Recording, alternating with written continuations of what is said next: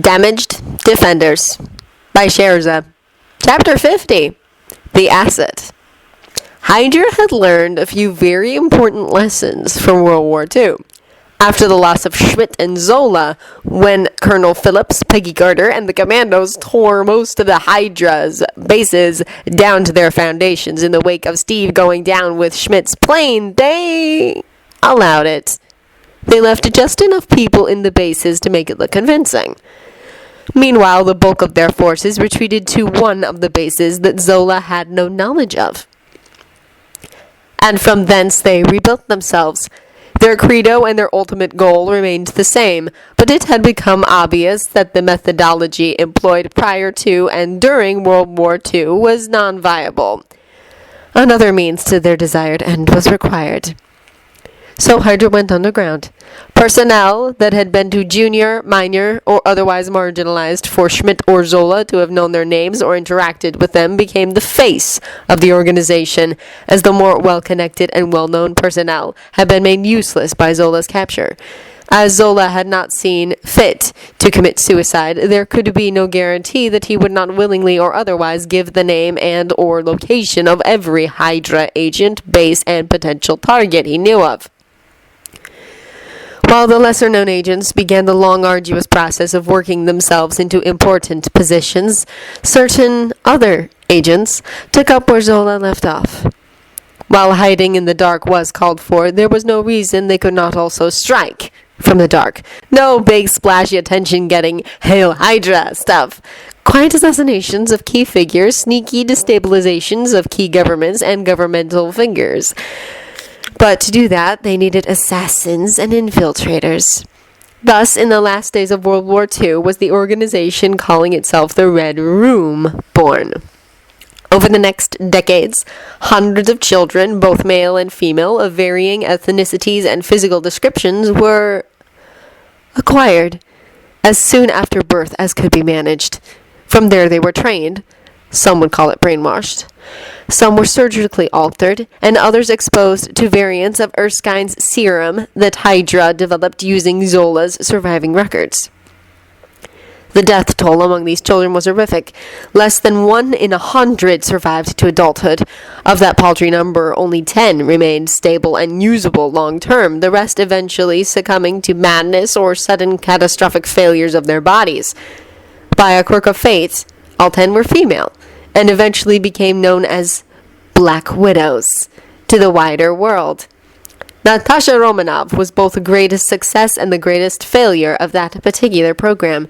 She was its greatest success, in that not only had she survived, but excelled at the training, becoming a uniquely lethal and facile assassin capable of infiltration into any group or setting. She was also their greatest failure, in that she grew a mind of her own and managed to escape their clutches, turning her considerable skills against them and their ilk, at first solo and then under the aegis of S.H.I.E.L.D., all while reclaiming one of her false identities as her true name and openly using, and thus proclaiming, Black Widow as her code name. They never figured out that the reason she grew a mind of her own and escaped them was thanks in large part to one of her trainers, known only to her and most others as the Asset. The Asset had been acquired by complete chance near the end of World War II. It had been a subject of Zola's investigations into the serum during a previous capture by Hydra, and survived both those procedures and further events before they reacquired it. Upon reacquisition, it had been reprogrammed extensively and its skills put to use in Hydra's name.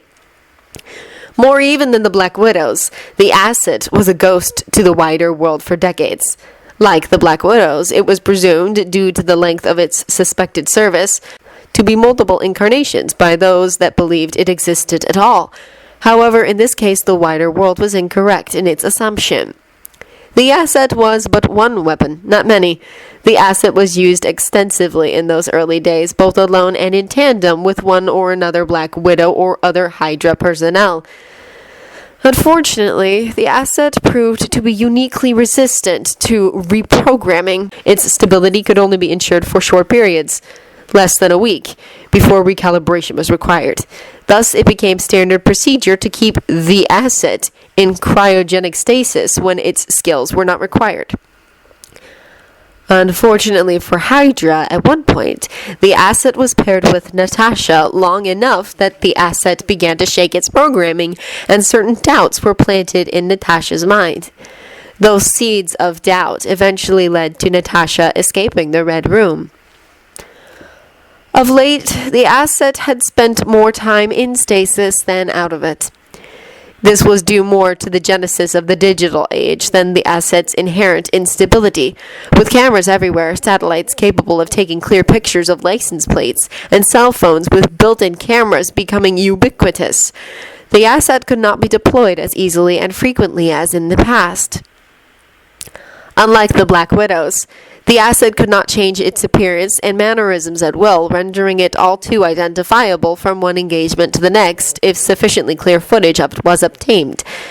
And that became more and more likely to happen as time went by. It could still be used if sufficient caution was employed, but the increasing difficulties in its use led to its remaining in suspension more often than not. Discussions had even been entertained of retiring the asset. Thus far, it still had use, so the discussions had been desultory at best.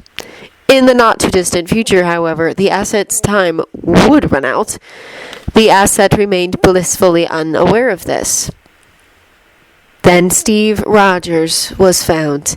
Hydra agents around the globe bestirred themselves, and numerous meetings took place in the wake of Steve being pulled out of the ice.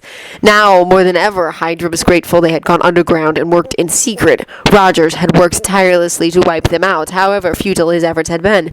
They were quite sure he would do so again, if he had any idea Hydra still existed. Hydra did what they had become so good at. They waited, and they watched.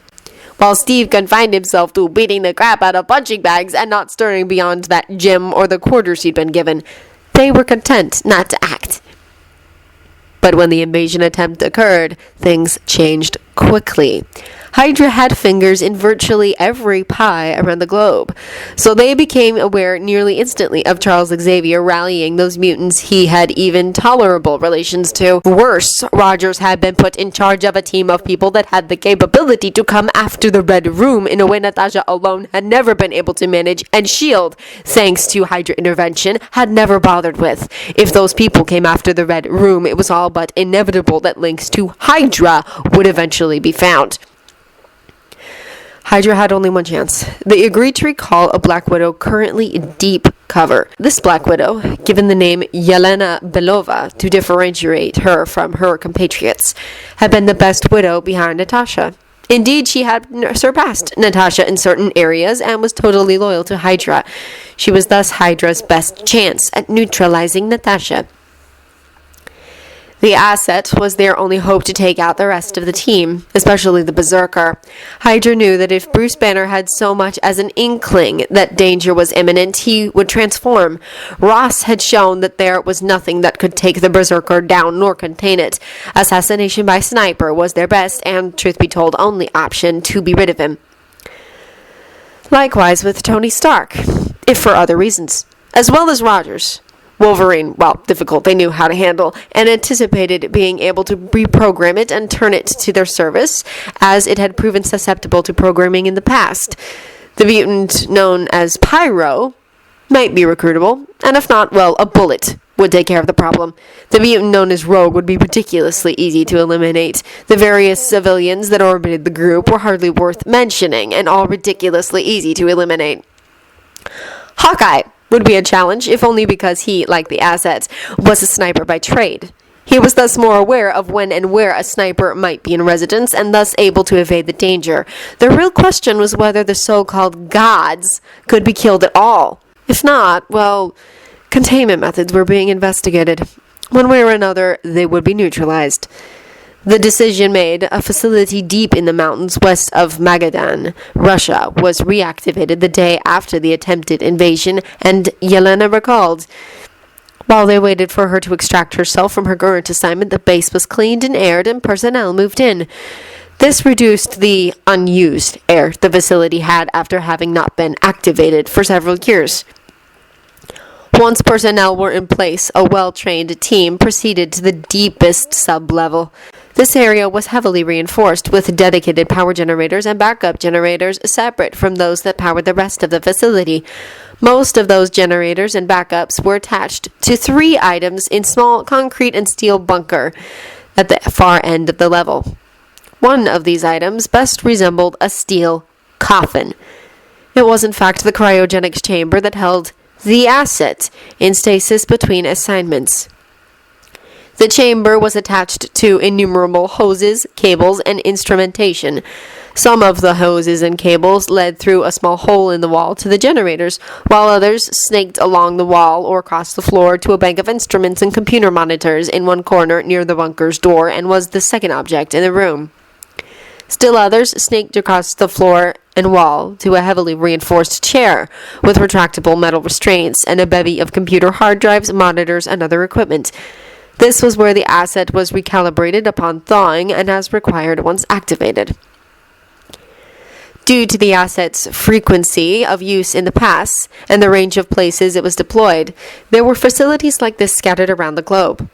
This, though, was the primary facility for the asset and the one to which it was returned when its current assignment was completed. The personnel were thus far more familiar with the standard procedures for dealing with the asset. It took a full 24 hours for the asset to thaw enough to begin recalibration. It was standard procedure, however, for armed personnel to be present from the moment the cryogenic chamber was turned off and the warming began. The asset exhibited accelerated healing, and it would not do to assume an armed guard was unnecessary until shortly before the usual time for recalibration arrived. The asset was to be presumed dangerous until recalibration was achieved. Once the asset was sufficiently thawed, it was required to move to the chair. This despite the fact its body was not yet fully under its control, and it was still shuddering from the cold. Still, it was dangerous to get within the asset's grabbing range prior to recalibration, so no one was fool enough to do so. The lead tech ensured the asset was restrained in the chair and only then approached with a mouthguard. Once fully secured, the recalibration began. The personnel present all completely ignored the sounds of distress from the asset, talking quietly among themselves about the upcoming mission. An hour later, recalibration had been completed, and a second tech moved in to confirm the recalibration had taken effect.